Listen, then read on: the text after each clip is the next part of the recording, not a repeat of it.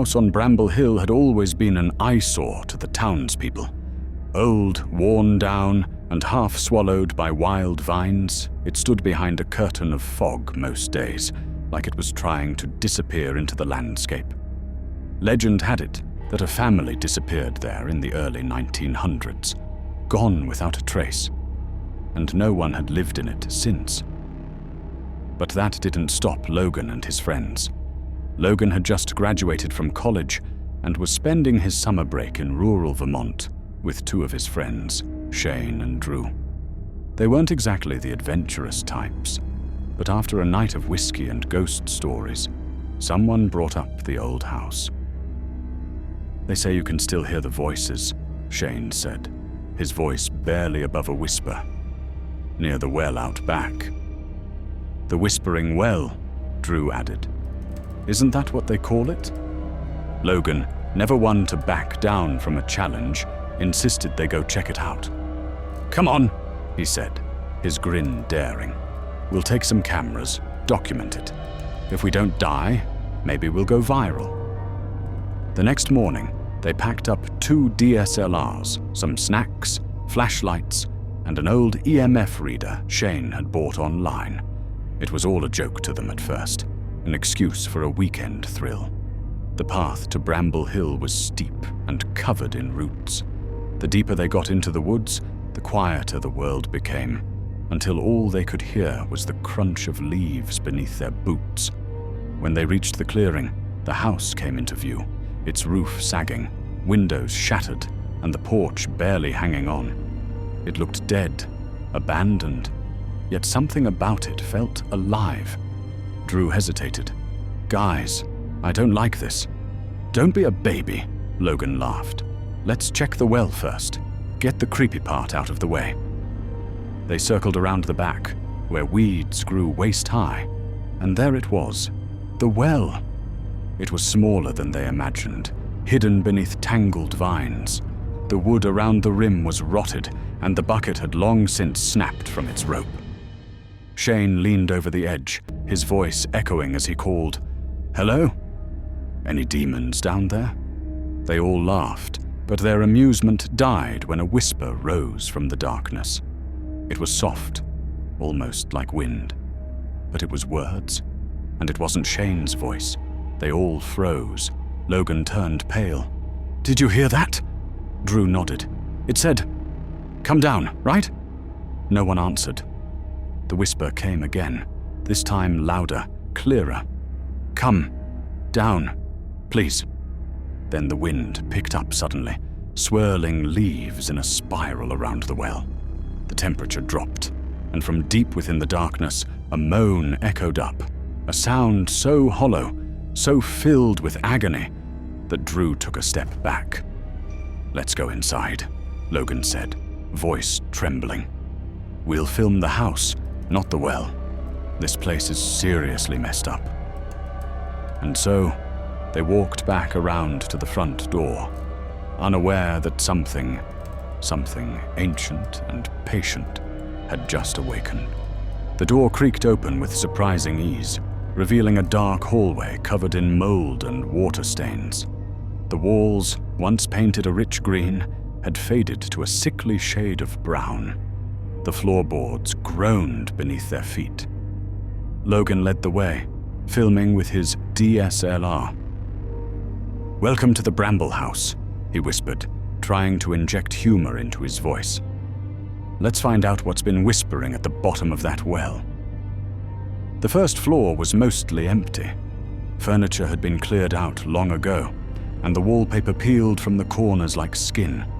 They found a rusted chandelier on the floor and a broken picture frame that once held a family portrait, now faded and unrecognizable. Then came the footsteps, faint upstairs, a slow, deliberate creaking, like someone pacing just above them. Drew looked at Shane. "There's no one else here, right?" Logan motioned for silence. They listened, and the footsteps stopped. A moment later, the whispers started again, softer now, all around them. Drew clutched the EMF reader. The light pulsed red. "What the hell?" Shane began, but Logan shushed him. He started up the stairs slowly, camera in hand, the others following. The second floor was colder. Much colder. Their breath turned to fog in the air. The hallway stretched impossibly long, filled with doors on either side. They opened one, just a rotting bedroom with broken toys scattered across the floor. "Let's try the master," Logan suggested. He approached the last door at the end of the hallway. The doorknob was cold to the touch. Inside, the room was empty, except for one thing: a large wardrobe pushed into the corner. Its door was ajar. "Don't open it," Drew said immediately. But Logan had already stepped forward. As he pulled the door open, the smell hit them. Decay, rot, something long dead. Inside the wardrobe was a hole, a tunnel, carved into the back of the wardrobe, leading into pitch-black nothingness. "Hell no," Shane whispered. "I'm not going in there." But Logan shone his flashlight into the hole. The walls were covered in claw marks. "Something lived in here," he said, "or died." That's when the door slammed shut behind them. They spun around, panic rising. Logan lunged at the knob, twisting and pulling, but it wouldn't budge.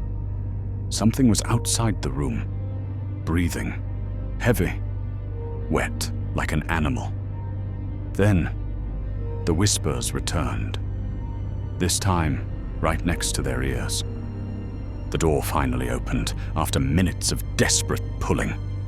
When it did, nothing was waiting outside. No shadows, no breath, no sound. Just silence. They rushed back downstairs, ready to leave the house entirely. But as they reached the front door, it was no longer there. It had vanished, replaced by a wall. "Where the hell's the door?" Drew screamed. They searched the entire first floor, but everything had changed. Hallways turned in on themselves. Rooms they had just explored were gone. The house had shifted. Shane clutched the EMF meter. It blinked furiously. "This isn't a haunting," he said. "It's something else. It's alive." Then they heard it, scratching from above, but not on the floorboards this time, on the ceiling. Whatever it was crawling. Logan turned to the wardrobe tunnel. "It's the only way left," he said. "Everything else is blocked." They entered one by one, crawling on hands and knees through the tight, rotting space. The air smelled of blood and mildew, and as they moved forward, the whispers grew louder. The tunnel opened into a subterranean chamber lined with stone and moss. Candles flickered, though no one had lit them. In the center of the room was something horrific, a pile of teeth. Thousands of human teeth, neatly stacked. Behind it stood a figure, tall, pale, skin stretched too tight over its bones. Its mouth was a black void, its eyes white and endless. It whispered, "Join us," and everything went dark. They awoke in darkness. The cold stone pressed against Logan's cheek as he blinked into the void. A faint, reddish glow pulsed around the chamber, like breath from underground lungs. Drew was lying a few feet away, groaning softly. Shane wasn't visible. "Shane?" Logan croaked, sitting up. "Shane?" No response. Drew sat up slowly, his face streaked with dirt and blood. "What the hell was that thing? Where are we?" "I don't know," Logan muttered. "That tunnel. The teeth." They scanned the room. The figure was gone, but the pile of teeth remained. Worse, the chamber had shifted. What was once one entrance was now 3 yawning tunnels, each marked with faint symbols carved into the stone. One glowed green, another flickered red, and the last pulsated with an inky black. "Which one?" Drew whispered. Logan hesitated. "We find Shane." They chose the green tunnel and began crawling again, their flashlights barely holding charge. The deeper they went, the colder the air became. The walls began to move, not literally, but there were whispers again. Not from behind them, from inside the stone. "Come back. We are still here. Don't let it in." It was like the walls were alive with trapped voices. Hundreds, maybe thousands. Faces emerged faintly in the stone, twisted in agony. Then came the screams. Real screams. "Shane!" Drew shouted. "That's Shane!" They burst from the tunnel into another chamber. This one was circular, domed, with water dripping constantly from the ceiling into a black pool in the center. Shane was there, but not alone. A woman in a decayed white dress stood behind him. Her mouth was torn open unnaturally wide, as if her jaw had been unhinged and cracked further. No eyes, just hollow sockets. Her hands hovered inches from Shane's temples. He was frozen, eyes rolled back, mouth twitching. "She's feeding!"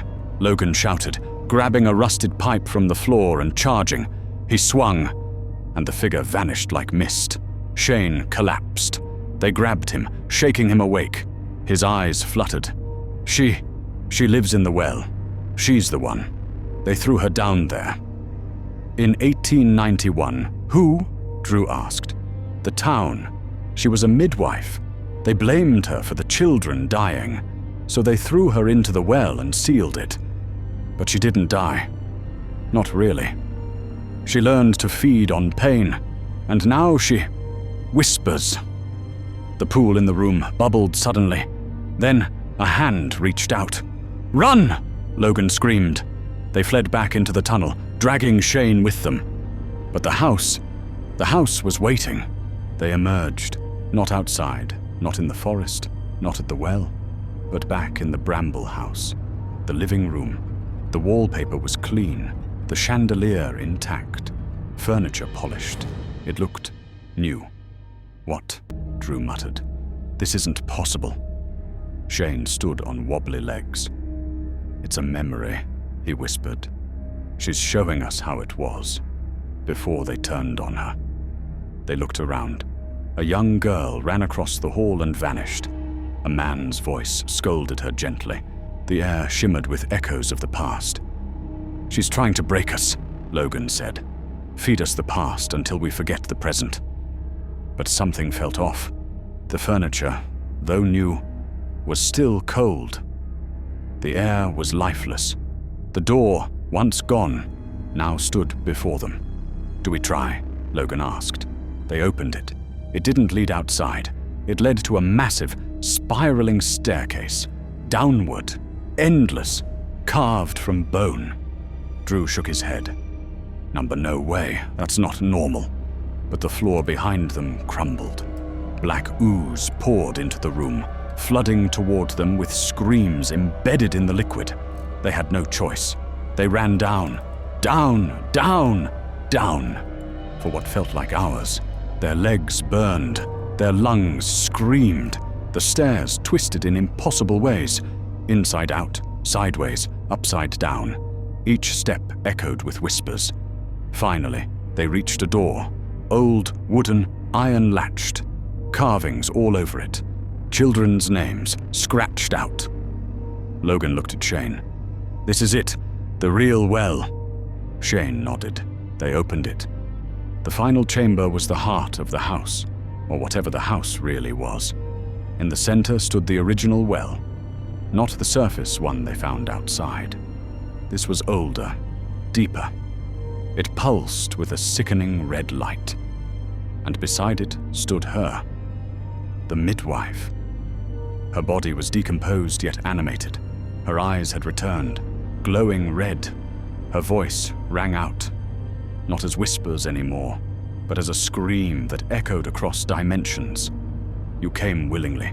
You opened every door. You walked through my memories. You are mine now." Logan stepped forward. "Why us?" "Because you listened." Shane clutched something, a small token. He pulled it from his pocket, a silver cross from his childhood, his grandmother's. He hurled it into the well. A scream erupted that cracked the stone. The chamber shook, the walls bled, the whispers rose in protest.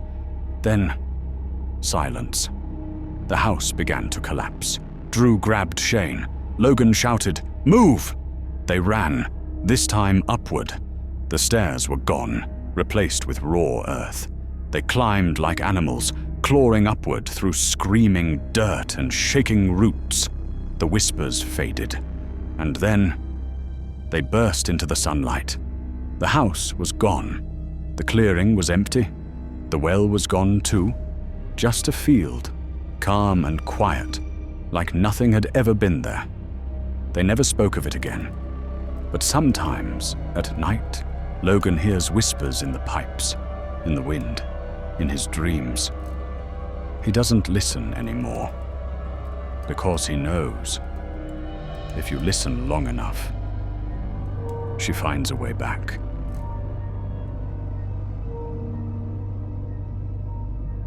They told Jessica apartment 405 had been vacant for years. The leasing agent, a nervous woman named Carol, gave her a shaky smile and said, "You'll love it. Corner unit, great view of the downtown skyline, real quiet." Jessica had moved from out of state. Houston was just a place she'd chosen for a fresh start after losing both her parents within the same year. At 27, she was ready to build a life on her own terms. A job at a growing marketing firm and a discounted rent sounded like a sign. But Unit 405 had a presence. It was small things at first. The silence. Not peaceful silence, but a hollow one. No creaks, no hum from the pipes, no vibration from the neighboring units. It was like the air had been sucked out. The first night, Jessica unpacked boxes in the tiny living room, the old hardwood floors groaning under her feet. She plugged in her lamp and opened a bottle of red wine. As the sun went down, shadows gathered in the corners of the room faster than they should have. The hallway leading to her bedroom stayed unnaturally dark, even with the ceiling light on. That was the first night she heard it. A soft knock from the back wall. She froze. It came again. 3 gentle, perfectly spaced knocks. Then silence. She waited. Her breath hitched. Must be the neighbors, she thought. Old walls. She turned on a podcast, forcing laughter from her lips as if it could repel the tension wrapping around her neck. The knocks came every night after that. Always after midnight. Always from the same spot in the wall. On the 4th night, she pressed her ear to the wall, her heart hammering. A whisper. Faint. Ragged. "Don't. Open it." She jerked back, stumbling into the table. Number. She hadn't just heard that. Had she? By the 2nd week, Jessica had stopped sleeping. She'd taped blankets over the hallway mirror after she caught a reflection that didn't match her own movement. The taps now came twice a night.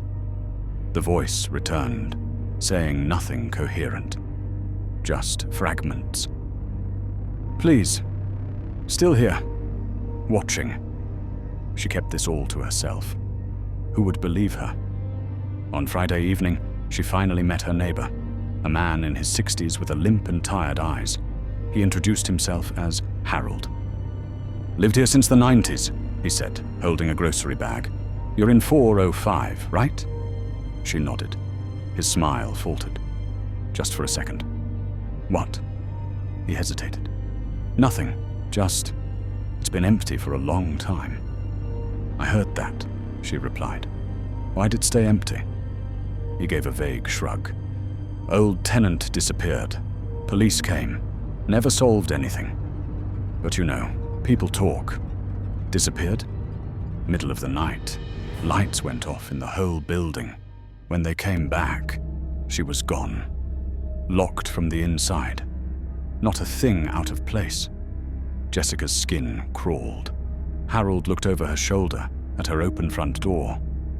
"You sleep with mirrors uncovered?" "Number why?" "Just, maybe don't. That apartment's always had something strange with mirrors." That night, she covered every mirror in the apartment, even the tiny one in the medicine cabinet. At 3:03 a.m., her bedroom light flickered.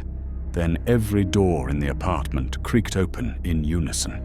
Including the one she had deadbolted, she rushed to it, still locked. Yet something was inside. She felt it behind her, breathing. She turned. Nothing. But the hallway mirror, now uncovered, had shifted slightly. She hadn't touched it. Jessica started documenting everything. She set up her phone in the hallway at night to record the mirror. The next morning, the footage showed nothing for the first hour, just grainy night vision. Then, at exactly 3:03 a.m., the lights in the hallway dimmed in the footage, though she swore she hadn't seen that with her own eyes. Then, movement. A shadow. Thin. Too tall.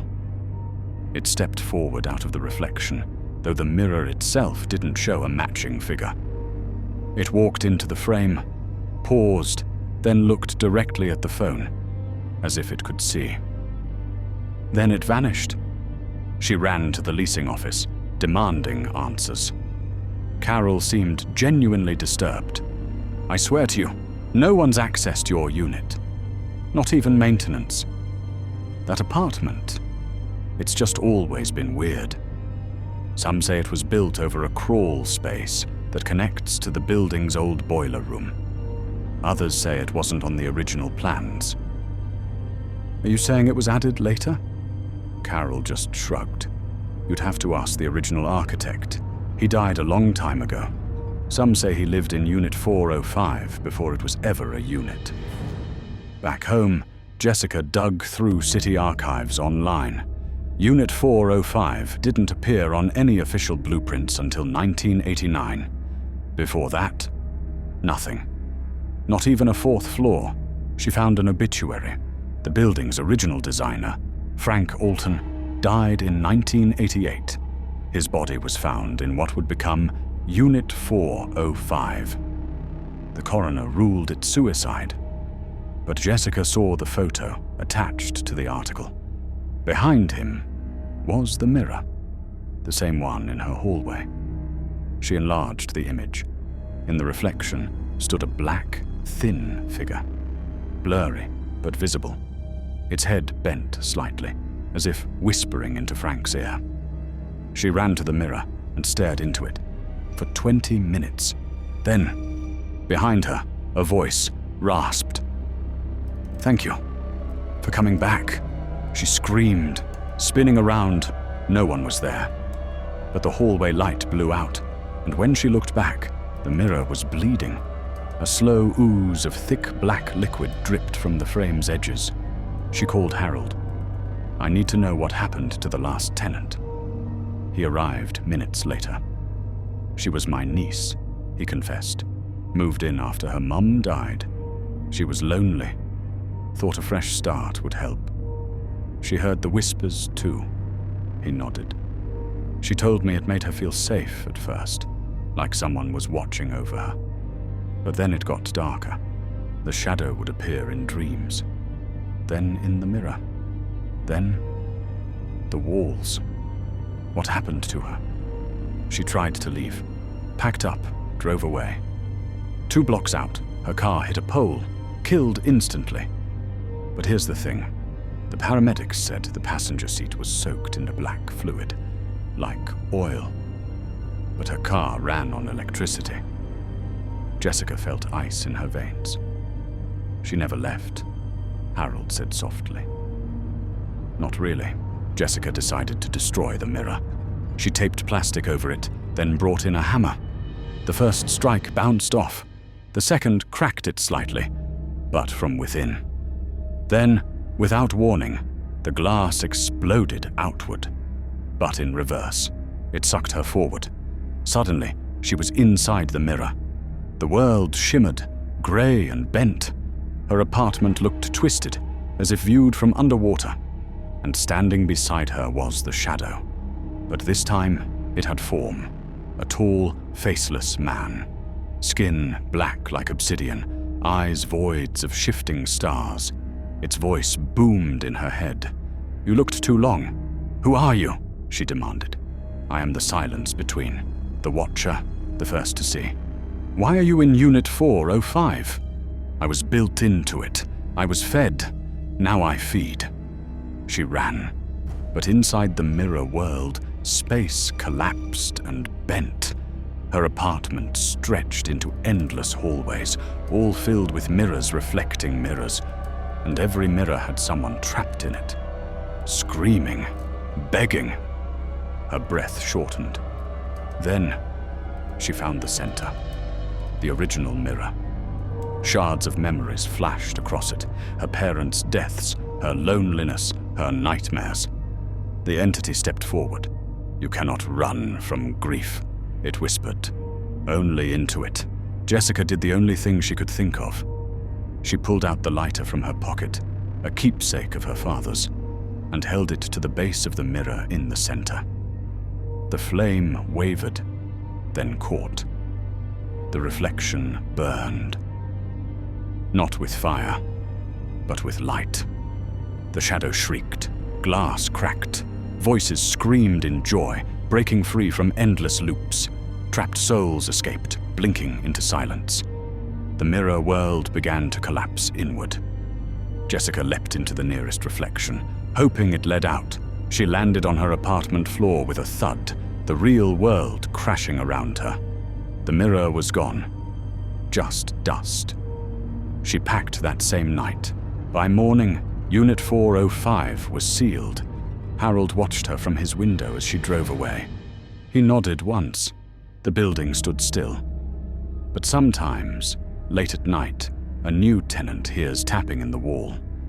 And if they look into the mirror too long, they see themselves smile without meaning to.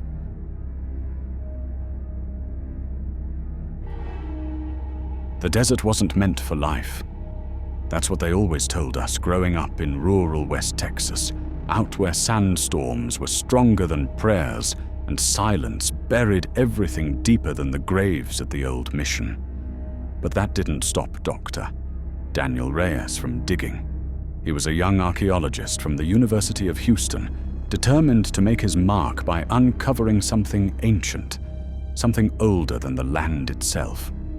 When Reyes got permission to excavate an old missionary site near the ghost town of Esperanza, locals told him to leave it alone. They said the mission had been abandoned, not because of lack of faith, but because something beneath the chapel whispered too loudly. Reyes didn't listen. He brought a team of 6 with him, 2 grad students, a historian, a documentarian, a geologist, and a man named Vince, a former priest who had taken an interest in the church's obscure disappearance. The chapel had no roof. It had no altar, only a staircase, buried beneath decades of sand, leading into the dark. The first week they uncovered relics, rusted crosses, bones, fragments of scripture in a language none of them recognized. Vince called them blasphemous copies of the Book of Enoch. Written in reverse, he muttered one evening, holding a brittle page up to the moonlight, as if meant for something that reads from the other side. That same night, they found the vault. It wasn't on any blueprint. A smooth circular stone sealed it tight, inscribed with symbols that seemed to hum when touched. When Reyes placed his hand on it, the wind outside stopped. Completely. Silence swept over the desert like a blanket. Not a breeze, not a whisper. Then the sand at their feet began to vibrate. Vince shouted to stop. "It's not buried, it's imprisoned." But Reyes smiled. "Then let's set it free." It took 3 days of careful chiseling, laser scans, and spiritual arguments before the seal cracked. When it did, it let out no air, no dust, no scent. Just heat. A wave of dry warmth, like breath from a dying furnace. They lowered lights into the shaft below. It wasn't a tomb. It was a room, perfectly circular. The walls were black stone, smoother than anything natural. No tool marks, no erosion. Only one feature, a pillar in the center, carved like a twisted spine, and around it, faces. carved into the stone, screaming. Hundreds of them. They descended one by one, their radios losing signal the moment their boots hit the floor. Reyes filmed everything on his GoPro. He walked to the pillar.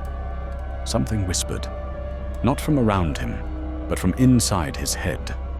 Vince began to pray, loudly. The historian Mira began crying. I hear my mother's voice.